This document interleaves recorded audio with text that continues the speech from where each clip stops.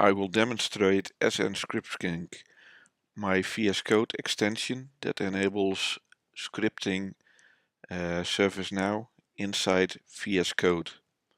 First, you will open a folder, and now you will see that SN ScriptSync is running.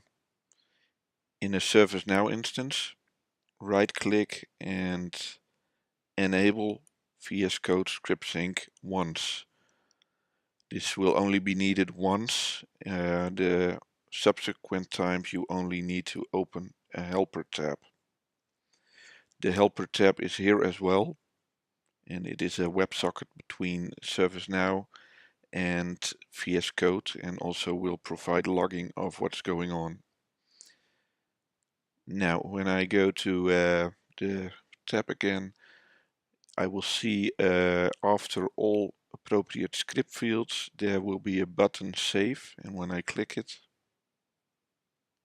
you see that this script is being copied to the VS Code environment, and it is being saved in the structure of the instance name, the table name, and the file name starts with the field, then the script name, the sysid, and the extension.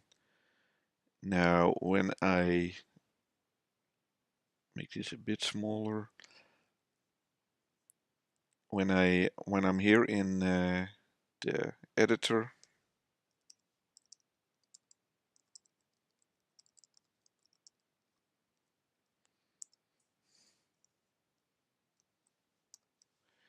and I hit Command S, you see that instantly it is being saved into ServiceNow. So all the changes, when I say undefined, hit save, it only takes less than a second to update. And now you see in the log tab what is being going on. So first you see that it is being ServiceNow, it's being saved to the file system, and then I have saved it 2 times back, and you see also that the size of the file increased a bit. That's just as an indication. This will work with all script fields. So when I'm in a UI page, I can click, for example, the HTML file and the client script file, and they are all being created instantly, and I can have the same workflow in editing them. In the case of Service Portal, it works slightly different. When I click Save in a Service Portal widget editor, this button, you see that, and let me make it a bit smaller now.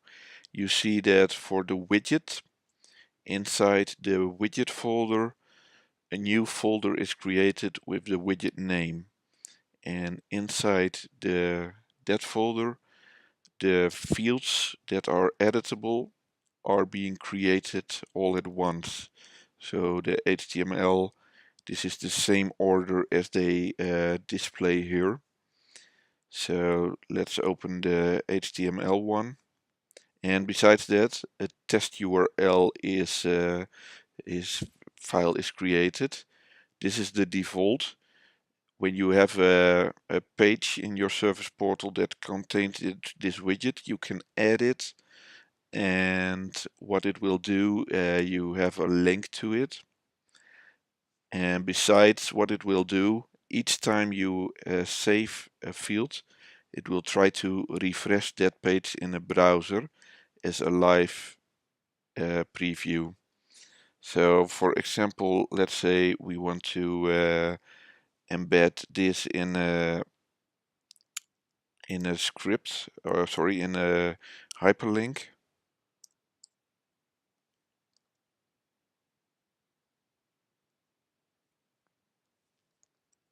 And let's make this a sysid.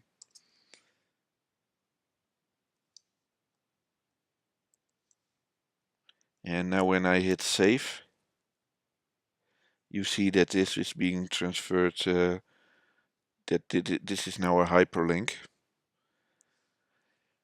So very easy to have a live preview of your widget.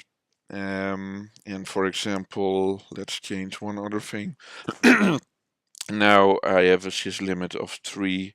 When I set it to 10 and hit save, the refresh command is being sent and you have it automatically here. The start and stop can be done by clicking here. Now the server is stopped, and you will see also in the log window that the connection is lost. When I start it again, need to refresh. Now it is restored again, and the server is automatically started when the folder that you open matches the one that is in preferences. So in preferences you can set a default folder. This SN ScriptSync is the default one. When this one is being opened, the server is automatically started. I'm thinking of adding some IntelliSense support and maybe linting. Let me know what you think, and the GitHub repository is available if you feel like contributing. Thank you.